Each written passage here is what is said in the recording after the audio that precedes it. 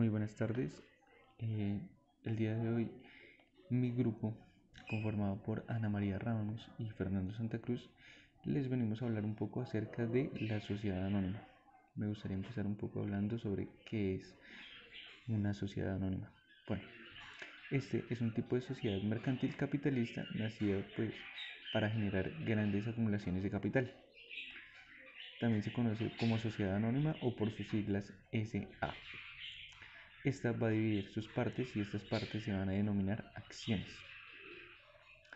Es una sociedad de capital, según el artículo 87, nos dice que es una sociedad anónima la que exista bajo una denominación y se compone exclusivamente de socios cuya obligación se va a limitar al pago de sus acciones. Su origen. Eh, para tocar un poquito el tema de su origen, aparece ligado a las asociaciones privadas que se aplicaban a las empresas de interés público. La creación de la sociedad anónima moderna nació también entre los comerciantes holandeses en el siglo XVII, para ser más exactos, en un sector mercantil de Ámsterdam. Este era el único puerto libre a todas estas ideas y, junto a los grandes navegantes holandeses, eh, generaron nuevos aspectos al comercio y a la industria. Esta dio lugar a las nuevas formas de empresa constituidas exclusivamente por aportaciones de dinero o bases de capital, por decirlo así. La Compañía Holandesa de las Indias Orientales, fundada en 1602, fue la primera constituida con características de una sociedad anónima moderna. A esta pues se le asignó un capital fijo y permanente, representado en acciones cesibles, y se estableció a la asamblea como donde se reunían todos los titulares de las acciones para elegir cuál iba a ser su administrador, aprobar las cuentas, determinar el dividendo, etc.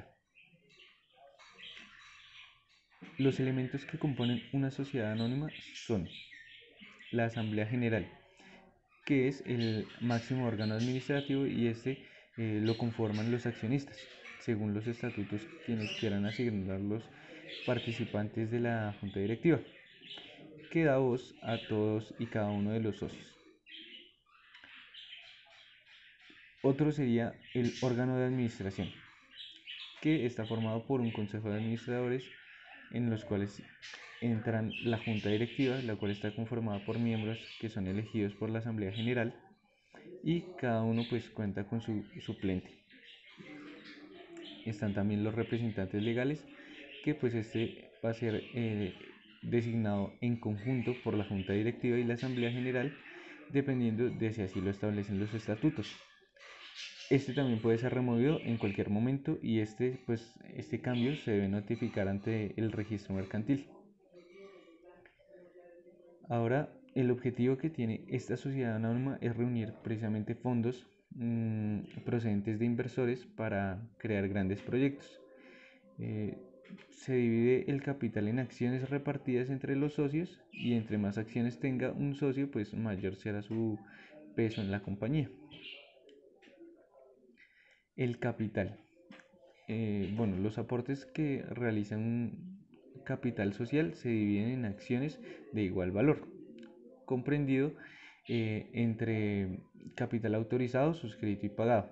Entonces, capital autorizado es el capital máximo que se puede emitir en una sociedad, eh, y cuyo valor máximo o límite máximo, por decirlo así, también se debe escribir en la escritura constitutiva de la sociedad. Suscrito es la cifra en que se estima a la suma de las obligaciones de los socios, y señala el mínimo que debe alcanzar el patrimonio social para que los socios puedan disfrutar de las ganancias de la sociedad.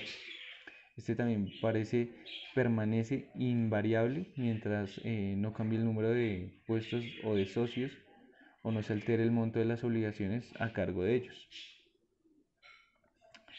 Pago o exhibido. Pues es el capital que se aporta en el momento de construir la sociedad, y se forma el capital líquido o neto. Al momento de constituir las empresas se debe suscribir como mínimo el 50% del capital autorizado y pagarse como mínimo la tercera parte del capital suscrito. Esto quiere decir que si una sociedad anónima se constituye con un capital autorizado de 300 millones de pesos, se debe suscribir como mínimo 150 millones de pesos y pagar como mínimo también 50 millones de pesos. Ahora vamos a hablar un poquito acerca de las acciones. ¿Qué son las acciones? Las acciones son títulos valores que se otorgan eh, la propiedad de los activos de la empresa y estas pues significan el valor nominal de la acción respecto al capital social total. Las acciones son invisibles, es decir que en la eventualidad de que una acción llegue a pertenecer a más de una empresa, esta no se puede dividir y por consiguiente los diferentes titulares de la acción deberán elegir un representante para que en su nombre ejerza los derechos que se les otorga a la posesión de la acción. Bueno, en el octavo punto vamos a ver los tipos de acciones. La primera son acciones sin valor nominal. Estos están regidos por las supersociedades en el oficio 220. 7449 del 21 de noviembre del 2016. Esas acciones existen porque estas carecen de valor nominal. Entonces, por ejemplo, la ventaja de estas acciones es que pueden aumentarse o disminuirse el capital social sin necesidad de cambiar o resellar notarialmente títulos representativos de las acciones. Para conocer el valor de los libros de las acciones solamente hay que dividir el capital contable o el patrimonio social entre el número de las acciones que integran el capital de la empresa. Las acciones de goce, según el artículo 380 del Código de Comercio, estas se podrán crear mediante goce o industria para compensar las aportaciones de los servicios de trabajo, conocimientos tecnológicos, secretos industriales o comerciales, asistencia técnica en general. Toda la obligación de hacer el cargo, de hacer a cargo o aportante. Los títulos de estas acciones permanecen depositados en la caja social para ser entregados al aportante en la medida de que éste cumpla su obligación. Mientras tanto, no serán nada negociables. Las acciones de goce otorgan unos derechos a sus poseedores, como asistir a la voz de las reuniones en las asambleas, participar en las utilidades que se decreten, al liquidarse la sociedad, participar de las reservas acumuladas, valorizaciones producidas durante el tiempo de los accionistas, en la forma de contraindicaciones estipuladas. También esto se puede observar que las acciones de goce no gozan de derecho al voto. Ejemplo, si una persona tiene acciones de goce, no está apta para votar en las decisiones de la empresa. Las acciones privilegiadas o ordinarias, según el artículo 381 del Código de Comercio, prevé la posibilidad de emitir acciones privilegiadas. Estas se gozarán de los mismos derechos que los accionistas ordinarios, pero a los siguientes derechos privilegiados. El primero es un derecho preferencial para su reembolso en caso de la liquidación hasta la incurrencia de su valor nominal. El segundo es un derecho a que las utilidades se estimen en términos de cada cuota determinada. El tercero es cualquier prerrogativa de carácter exclusivamente económico. Las acciones privilegiadas pueden emitir al constituir una sociedad luego de su constitución, pero que luego la asamblea general con los accionistas por mayoría de votos, más del 75% de las acciones suscritas. Estas acciones son privilegiadas porque existe una prohibición que establece el Código de Comercio, la cual consiste en que nunca los derechos que otorguen las acciones privilegiadas podrán ser de voto múltiple o privación permanente de los derechos propietarios comunes. En el punto 9 hablamos sobre el pago de las acciones. El pago de las acciones será evaluado y como forma de pago se fijarán en los estatutos del acuerdo de la Asamblea, a menos de que sean acciones pagadas en especie, como lo habla el artículo 398 del Código de Comercio. Cuando se acuerde el pago de las acciones, que puede hacerse en bienes distintos a dinero, como el avalúo de tales bienes, se deberá ser aprobado por la Superintendencia de Sociedades mediante una solicitud acompañada de la copia del acta correspondiente, en la que debe constar de que el inventario de dichos bienes y su respectivo avalúo debidamente fundamentado. En el punto 10 hablamos sobre las responsabilidades de los accionistas. Estas responsabilidades van limitadas a su aporte y solo excepcionalmente los accionistas responden por las obligaciones de la sociedad. Estas no responden personalmente con sus propios bienes a las deudas sociales frente a terceros. En el punto 11 veremos que los derechos de los accionistas son irrenunciables según el Código de Comercio y en la Ley 222 de 1995. El primer derecho es deliberar y decidir en reuniones del máximo órgano social. Cada acción confiere al accionista el derecho de deliberar y votar y tomar decisiones en la asamblea de accionistas. Es decir, que esto es a la asamblea con voz y voto en las reuniones de la asamblea de accionistas. Entonces, ha de recordarse que cada acción le corresponde un voto. Asimismo, como la cantidad de acciones que tiene, le corresponde el voto al accionista. El B es participar de las utilidades de las sociedades. Esta es la distribución de las utilidades devengadas por la sociedad, que proporciona la parte pagada de las acciones que cada uno le corresponde, salvo que en los estatutos se prevea otra cosa. En todo caso, estas se entienden que no escritas, esas se entienden que no están escritas en las cláusulas de los estatutos comerciales sociales y se dispongan a la privatización y participación de la utilidad de alguno de los socios. El pago de los dividendos podrá hacerse en dinero o en acciones deliberadas de la sociedad. Este último requiere un voto favorable del 85% de las acciones representadas en la respectiva reunión. En la asamblea se debe determinar la época en la cual van a pagar los respectivos dividendos y el año siguiente la fecha en que se decrete. El punto C es sobre la negociación libre de las acciones, salvo que exista un derecho de preferencia.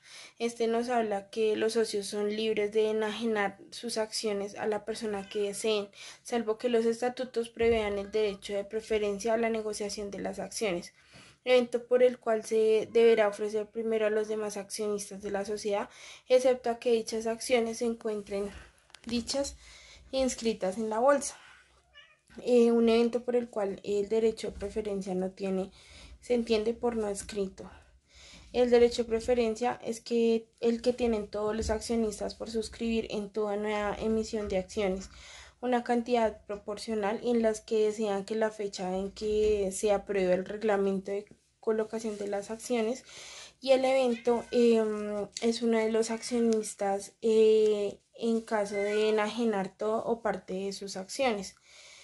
El D nos habla sobre inspeccionar los libros y papeles sociales. El socio tiene el derecho de que se le faculta examinar directamente o por intermedio de un delegado los libros y papeles de la sociedad, con el fin de que pueda conocer tanto la situación financiera de la compañía como la labor que han cumplido los administradores bajo su mandato. El E es participar en los activos sociales del momento de la liquidación. Entonces, una vez se ha pagado el pasivo externo de la sociedad entre los asociados, se debe distribuir los activos sociales restantes a conformidad con porcentaje de participación, salvo que los casos en que los activos sociales concedan este doble pasivo de inventario y no cancelaban en el momento que se hace la distribución. La número 12 nos habla sobre el pago de los dividendos. La distribución de las utilidades de la sociedad anónima con la sujeción de las normas generales sobre la distribución de las utilidades. Este libro se repartirán entre los accionistas de las utilidades aprobadas en la asamblea. Está justificando los balances y fidedignos de la empresa y después de hacer las reservas legales y estatutarias como lo apropian, por ejemplo, el pago de los impuestos. ¿Cómo funciona la sociedad anónima? La sociedad anónima funciona por una participación de personas físicas o morales, que en este caso son personas jurídicas.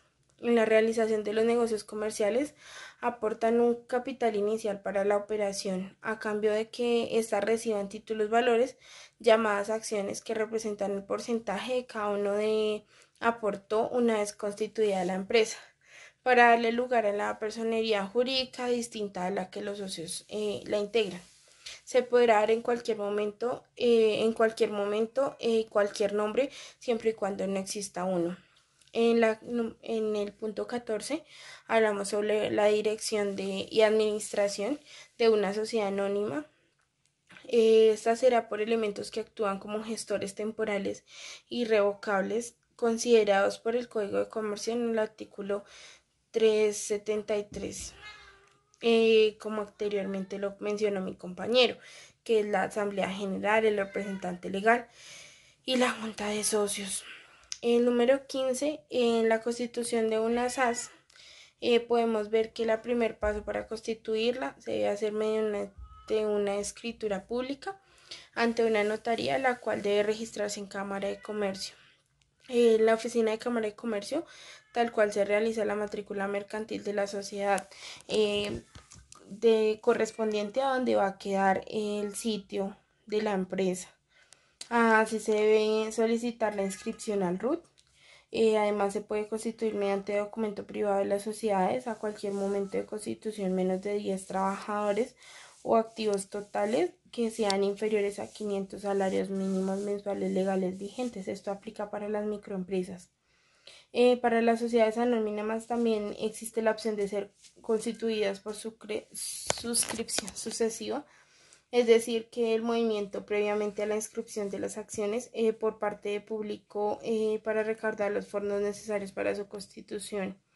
En el siguiente punto hablamos sobre la disolución y liquidación por las causales indicadas en el artículo 218, que vamos a ver a continuación. También cuando se ocurran pérdidas que reduzcan el patrimonio neto por debajo del 50% del capital suscrito, y también cuando el 95% o más de sus acciones suscritas llegue a pertenecer a un solo accionista. En el artículo 218 nos habla de 8 aspectos importantes donde podemos observar las causales de disolución de la sociedad. Esta se disolverá se verá por vencimiento del término previsto para la duración del contrato, si no fuere prorrogado válidamente antes de su expiración, por la posibilidad de desarrollar la empresa social o por la terminación de la misma o por la extinción de la misma, por reducción de los números de asociados o al menos un requerido para la ley de su información y funcionamiento. Y también por la reducción del número de asociados mínimo a los elementos requeridos de la parte de su funcionamiento. También por la declaración de quiebra de una sociedad, por las causales expresas claramente se estipulen en el contrato o en los estatutos, por decisión de los asociados que conforman las leyes del contrato social. Además, también por decisión de la autoridad competente en los casos expresamente previstos por las leyes, y las demás causales establecidas en las leyes con todas las causas de una sociedad que regula el Código de Comercio. Muchas gracias.